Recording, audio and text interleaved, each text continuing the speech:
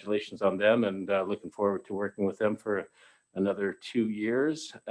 Also, I wanted to acknowledge our fire department and the awesome display that they did on Christmas Eve. You know, we've all had a quiet Christmas where we've been staying at home, and it was really nice to see them driving down the streets with the lights on, with them dressed up.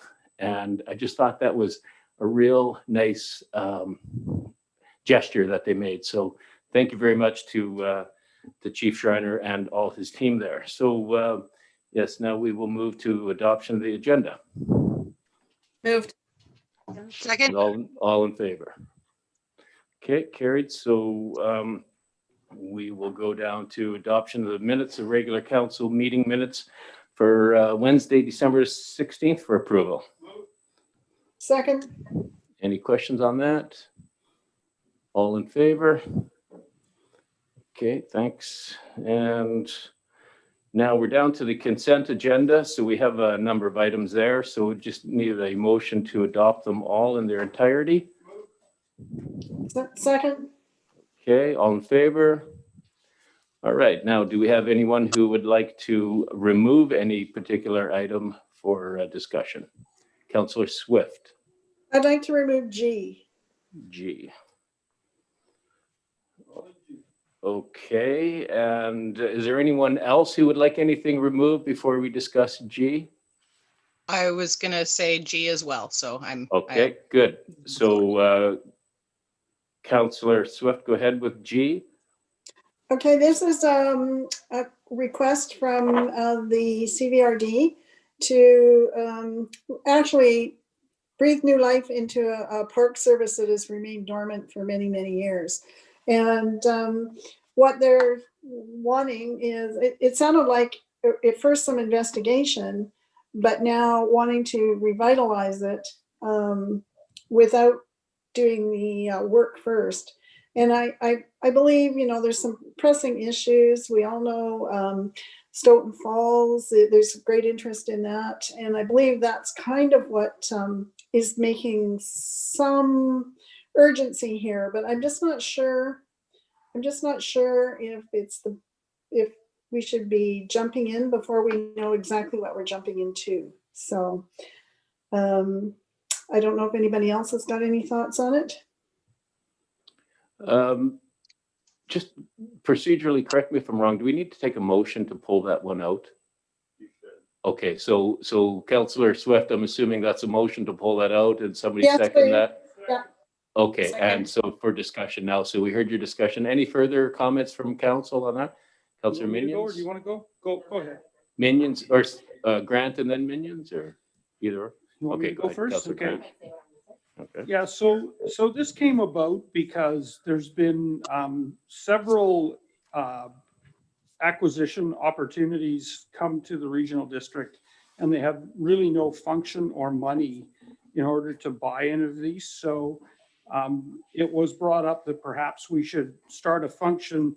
Turned out there had been a function in the past. The reason the function shut down before was when we had the larger regional board, you had people from Sayward and Tassus, and they were having a hard time, and even Campbell River, getting their head around why they would buy a park in Union Bay and vice versa. So the area was just too vast to be able to figure out how to make that equitable.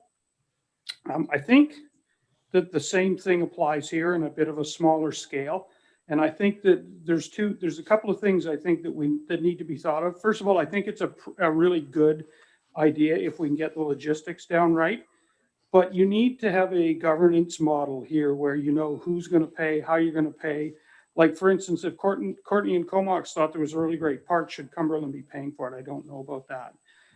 So, you know, you need to figure out, and the other thing that needs to be figured out here is how it's going to be funded, because, you know, some of these parks are a lot of money, like in the tens of millions of dollars. And so to just come and say, well, Comox, you owe us a third of whatever, like there's got to be a function where we can raise some money in order to pay for these. So I think that on its face, it's a good idea. I think to jump into it too soon without doing the research is probably not such a great idea. Okay, thank you. And Councillor Minions, did you have something to say? Yeah, I was just gonna say at the early December CVRD meeting, we did definitely talk about the possibility of expediting it before the actual grant was awarded. And I know that there was a varied opinions around the table, but I believe kind of this letter, the intent of the letter was discussed at that meeting and it was voted down that it would go ahead before. So I guess now Chair Kettler is probably just trying to feel out what the other, like the whole boards feel. But if I'm not correct, this exact topic did go through the board and it did get not everybody, but it did get turned down. So I think that I don't know that we were at the wrong intention at that meeting when that decision was made. So stick with that board decision. Okay, any further questions, comments on that? Councillor McGowan, you had your hand up? Councillor Bissinger has had her hand up for. Okay, folks, just to let you know, I'm looking at you and you're about 1 inch big from my vantage point here. So like before, wave your hand in front of your little screen there because then it gets my attention. So Councillor Bissinger, go ahead. You're muted. Yeah, and you're muted. Unmuted. Yeah, Okay. now you're unmuted. I just know at the bottom of the letter it says that Mark Harrison, manager of parks, might be able to do a presentation. I don't know if there's a way we could have him in at our next meeting and we could ask him all those questions about who's paying for it, who makes the decisions and all that before we make a decision or not. Okay, thanks. And CAO, you have a question? Comment? Sorry, just a comment. I don't think that they're at the point where they have the answers to those questions right now. What the regional district is looking to see is is there a set of circumstances in which the communities may be willing to start this service up? And that's really the feedback they're looking for right now. So how the structure of that would work in those decisions wouldn't be something that they would be prepared to answer right now. I believe they're looking for feedback from each of the councils. So it sounds like there's interest in exploring the service, but there's going to need to be conversations around how decisions are going to be made and how the interests of Comox are protected in the service. Right, and so maybe we need a motion to send a letter expression of interest to them. It sounds like we're somewhat interested, but we need to know the nuances of it. Councillor Grant? Yeah, so I was just going to say, maybe we should just get back, or do we need a motion to get back, or have you got that? I don't need a motion. The mayor could just direct me after the meeting to send that on his behalf. Okay. Okay, I will direct you after the meeting. Okay, thank you for that. And seeing no further questions or comments on that, I didn't see anybody else having anything to pull from that. So we'll move on to the unfinished business. That's the strategic planning and action items from January 13th for receipt. Second. And any questions, comments on that? Councillor Bissinger. Yeah, thank you. I know one of the motions that we had done previously was about urban food production. And I ran into a resident that had an issue with siting of a greenhouse. And I know like there's issues with like having sheds in your front yard, but therefore I'm not sure if that's something the planning department can look at, whether a greenhouse and like, determine what level of permanent or not a greenhouse is. Like if it's just made of like poly and pallets or whatever, is that permanent? But whether or not, some yards might have sun only in their front yard. And as the current bylaw states, you're not allowed to site a greenhouse in your front yard. So if that's something planning can look at as well in the urban food production, just to allow as many people to grow as many, food on their own property, being not limited to where, the setbacks allow it in terms of like a greenhouse, whether or not that's considered or not. And if that's something we can get Marvin and the planning department to look at. Yeah, I don't think that was part of the discussion so far, so I'll make sure that they're aware of that and they can consider that in the report that's going to come to council in the future. Okay, thank you. Okay, thank you. Anything further? Seeing none, all in favor of receipt? And that's carried. Even the little fire dog's got his hand up there, so that's good. So, yeah. Okay, so new business. We have the RCMP Appreciation Day that February 1st, 2021 be proclaimed as RCMP Appreciation Day in the town of Comox. Second. And any questions, comments on that? I think this is a good thing to do, show support to our members in the RCMP. So I'm glad to see that on the agenda and all in favor. And that's carried. Thank you. We're down to correspondence regarding the dike, the large. Mayor, Councillor McGowan is waving her hands Oh. feverishly. I'm sorry, I didn't see that. I was reading the agenda. Go ahead, Councillor McGowan. If this is the correct place under new business, then I'd like to put forward a notice of motion. Okay, yeah, sorry about that. Go ahead. No worries. It's a motion just bringing UNDRIP into our framework and in working with our Indigenous communities. Do I read what I have now, or is that kind of the next time? Or Just 1 second. okay.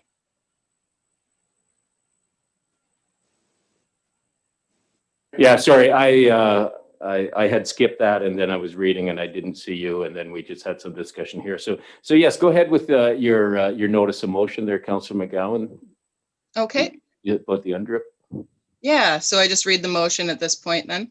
Yeah, if you could, and then send it by email to the corporate officer and Shelley Absolutely. Rosmer, so she'll have it as well. So whereas the United Nations Declaration of Rights of Indigenous Peoples Reconciliation Rights of Indigenous Peoples was adopted by the United Nations General Assembly in 2007, whereas the Truth and Reconciliation Commission listed in 2015 as the first principle for reconciliation that the UNDRIP is the framework for reconciliation at all levels and across all sectors of Canadian society, and UNDRIP was officially adopted by the Government of Canada in 2016. Whereas the Government of British Columbia passed the Declaration on the Rights of Indigenous Peoples Act unanimously in November 2019, and whereas the town of Comox is home to many Indigenous members, including but not limited to Comox and Métis populations, and whereas the town of Comox has identified building on Comox First Nations relationship as a strategic priority, be it resolved that the town of Comox adopt the United Nations Declaration on the Rights of Indigenous Peoples as its framework for Indigenous reconciliation. Great, thank you very much. And I can second it if you need a seconder. no, I think we're fine, and that'll be brought up at the next meeting. And again, Councillor McGowan, please send that wording to Shelley so she captures it properly. Absolutely. All right, thank you. And any other further notices of motion? Okay, thanks. Moving on, again, from the large Comox Valley request for letter of support. So I'll move receipt and that we grant the request. I'll second. Second. Okay, and any questions, comments on that? All in favor? That's carried. Thank you. And then we have also under correspondence, Andre Capelli, request for an increase in the town's affordable housing contribution. So I'll move receipt and that we refer to budget. Okay, Yeah, I'll second to support that moving towards budget. okay, thanks. And Councillor Minions, you had a question, comment? Yeah, I was going to second it for discussion. So I'm just curious, if we do refer it to budget, how does that align with kind of their budget that they're requesting for? Like, will this be something we respond to them right away and let them know when the decision will be made for spring? I think it's the second year they've sent the request, so. Yeah, we just let them know the discussion is going to take place at a future date, but without any direction from council, that would be the only message we give them. Okay, and just a quick follow-up, would it be possible to have this topic as far as what we look at affordable housing, either in Comox as well as kind of how we want to take that place as a strategic topic in future? Yeah. Prior to budget, if depending on the will of the board, but I think it's a good discussion we could probably deep dive into as far as what Comox wants to do for. Yeah, those so type of funds. would you be looking to have that discussion prior to this year's budgeting or prior to subsequent years? At the will of the board before this year's, just because it feels like it's a topic we've said we may be able to talk about, but we haven't had time. So depending on will of board and timing. Yeah, so we'll have one more strategic planning meeting, I would say, prior to you guys being done the majority of your budget, and that'll be the meeting in February. So we can add it for a discussion topic there. Thank you. If at the will of the board, of course. Yep, I fully support. Okay, and one other thing that I thought I would mention on this topic too is that with the hotel tax or destination marketing tax, there's an opportunity to raise that tax from 1%, from 2% to 3%, so a 1% increase. It's subject to a lot of different things, so they're looking into it. But if they were to do that, that 1% can go towards affordable housing. And that would equate to anywhere between, on a normal year, don't use this year as an example, but in say in 2019, that would be about $120,000 to $180,000 into the affordable housing budget. So there's some hurdles that have to go on, and it gets a little bit intricate, but that's something that's being looked into. Okay, great, thank you. And any other comments on that? So all in favor? And that's carried, thank you. And we don't have any late items. We didn't get any public questions emailed to us by the end of the day, did we? I don't think so. I didn't see any. No, okay.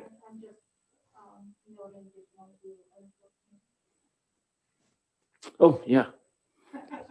Well, there's all this blank space here that, yeah. Okay, so let's, so we don't have any late items. Let's go to reports from member of council, and we'll go to Councillor Minions. Not too much to report with the holidays, but there was about 2 or 3 CVRD sewage meetings there at the end of the year. Am I not supposed to go? Are we good? Oh, yeah. Okay. And the BIA light up, obviously, that the mayor did was just an online event, but a great thanks to the BIA for still doing that and kind of pivoting to be able to do it as is. And that's what I can recall. Thank you. Great, thanks, Councillor Grant. Yeah, thank you. So I also attended the sewer meetings. I actually chaired them, and they were in camera, so I can't give you the content, but suffice to say that they went on for about 3 days. We finally got a resolution on what we were looking for. I also attended the regional district meeting yesterday and about half the sports commission meeting because my tablet froze up, so I couldn't Zoom, and my computer needed all new credentials and I couldn't get in, so I had to drive into Courtney. So I'll let Maureen tell you what happened at the sports commission, because I missed about half of it. But at the RD, we had a presentation from the Ministry of Forest, Lands, Natural Resources, Operation, and Rural Development, if you can get a better acronym than that, regarding a gypsy moth spray in the Vanier Drive, Huban Road, Renison area in about March. So they were just letting us know that was happening. We also got a presentation on the Destination Marketing Fund, or the hotel tax, and how it works. And we got the audited financials from Economic Development Society, audited financials for the regional district. And we also, with the water plant, it should be up and running in about 4 or 5 months. And so we had to have a motion to transfer the remainder of the money into the Capital Works Reserve Fund so they can actually pay for it. And the Rec Commission applied for a grant for some upgrades, and Maureen can tell you more about that. We also did some work on Indigenous relations, and including a statement of reconciliation and a list of activities and encouragement for the federal government to follow through on Bill C-15, and talked about increasing transit by 3,000 hours due to 5th Street Bridge being closed and trying to get some transit working there. And I think that's about it for me. Great, thank you. Councillor Swift. Thank you. Well, as we all know, it's been rather quiet without any activities to attend. And but in any event, I did attend the sewage meetings prior to Christmas.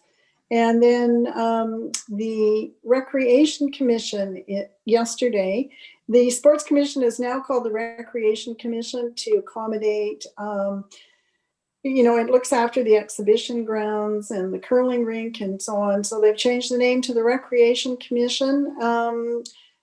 Director Arbor was reaffirmed as the chair, and I was reaffirmed as the vice chair.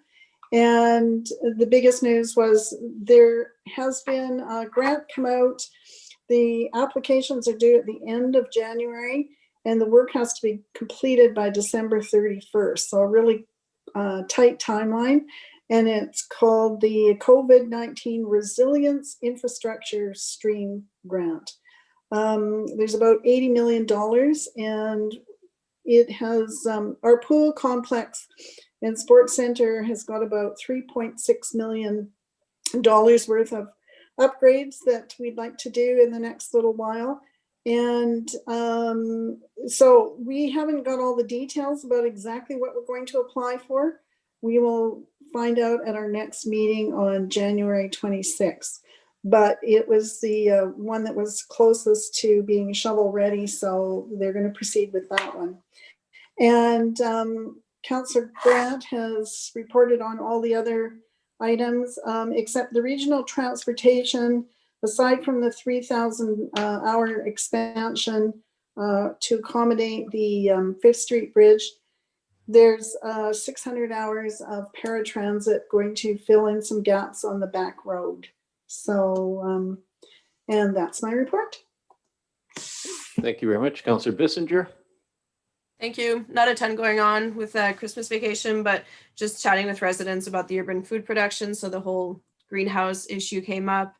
And then also had a good conversation with Ian Lowe about public art. And I know we were talking about maybe getting a piece of public art down at the marina. So just wondering sort of where that's sitting. And if there's, I guess, during budget time, we can chat about public art initiatives or whatnot.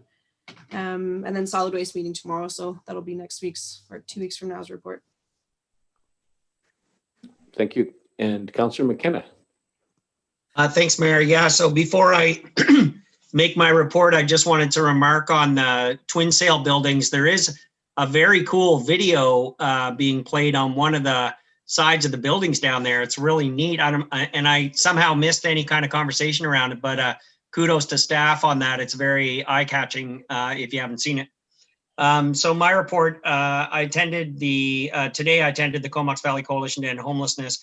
And one of the things that I brought out of that meeting was the Connect Center is going to act, they're in process of using the Connect Warming Center as an emergency shelter. So that's really good news for our vulnerable population. So repurposing the facility kind of at 7 o'clock at night until 7 in the morning. It's early stages of development.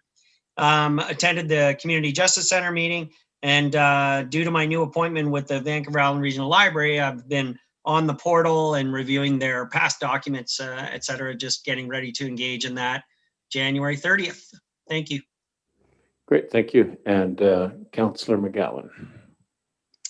Well, again, yeah, over the holidays, it's been pretty nice and relaxing. I have attended the Comox Valley Social Planning Society's first meeting of the year. Lots of interesting things coming through there. I attended a coalition to end homelessness leadership meeting just to ask some questions and see where things sit. Spoke to a local community member about tree bylaws and yeah, mostly just working on the UNDRIP motion and consulting about that with Higgis Rempel and Lauren Dean from the Métis Nation. Okay, great, thank you. And similar to myself, it's been quiet. I did participate in the Island Health COVID meeting well, about a week and a half before Christmas. Yesterday, the CAO and I were part of a Zoom call with the McElhaney engineers, our local senior staff, regarding the Northeast Comox Stormwater Management Plan. And it was good to hear all those people involved, the engineers, McElhaney, our folks working well together. Looks like we've got something worthwhile to push through, some little things to work out, but it sounded favorable at the end, and all sides are working nicely together. So you know, we could be looking at 8 months before, a year before things are out, but I think this is good positive news for that. And following up with Councillor McKenna saying regarding the twin sail buildings, you know, I have given a big shout out to Safe and Sound Window Film on my mayor's Facebook page, but again, I have to state how well they've worked with the town. They've been working with the CAO, Andrew Berger, and having that display, and it was their desire to brighten up the Christmas season and to have that display there. There's further talk about having that window, having other displays. Maybe what we can do is acknowledge, recognize some of our local musicians, some cultural type of things, and have that displayed on the window. And we'll be checking in with staff and Safe and Sound about that as we go along. And I think in the darkness of the winter, that's just a fun thing that is on display there. And I've heard a lot of positive comments. So again, from Safe and Sound is Aaron Farrell and Sam, I believe it's McIsaac is the fellow. So they've been really instrumental in doing that pro bono for the town of Comox. So I have nothing further, and just a motion to adjourn. And all in favor? Great, thank you. Have a good day. Take care, everybody.